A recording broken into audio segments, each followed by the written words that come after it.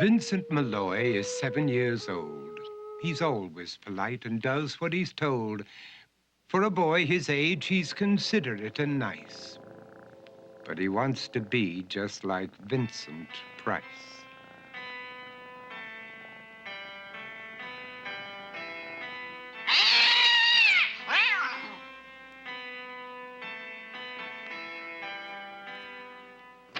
He doesn't mind living with his sister, dog, and cats, though he'd rather share a home with spiders and bats.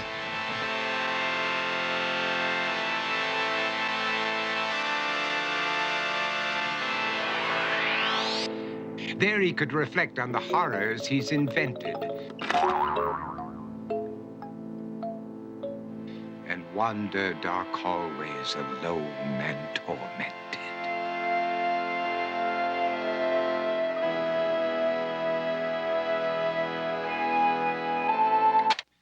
Vincent is nice when his aunt comes to see him, but imagines dipping her in wax for his wax museum.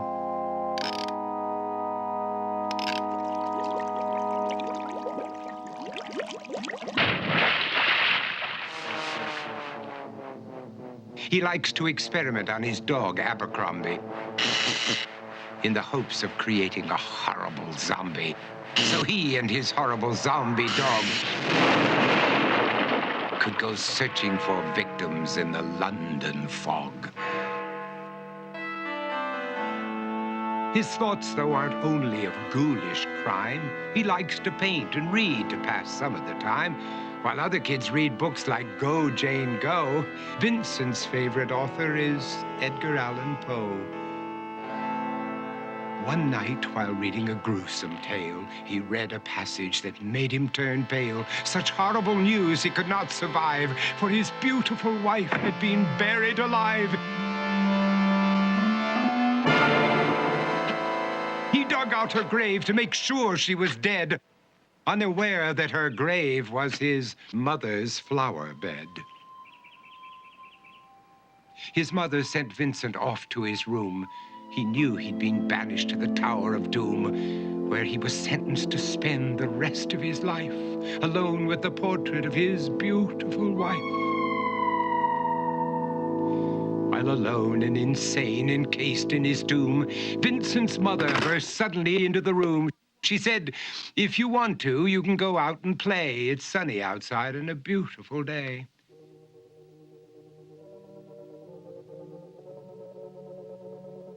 Vincent tried to talk, but he just couldn't speak.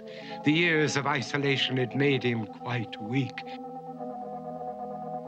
So he took out some paper and scrawled with a pen, "I am possessed by this house and can never leave it again."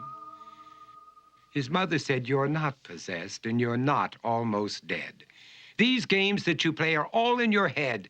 You're not Vincent Price, you're Vincent Malloy. You're not tormented or insane, you're just a young boy. You're 7 years old and you are my son. I want you to get outside and have some real fun." Her anger now spent, she walked out through the hall. And while Vincent backed slowly against the wall, the room started to sway, to shiver and creak. His horrid insanity had reached its peak.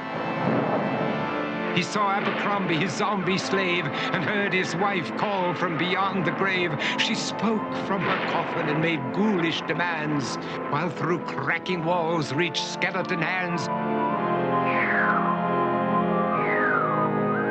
Every horror in his life that had crept through his dreams swept his mad laughter to terrified screams.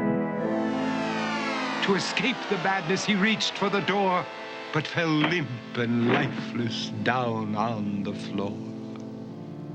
His voice was soft and very slow as he quoted The Raven from Edgar Allan Poe. "And my soul from out that shadow that lies floating on the floor shall be lifted nevermore."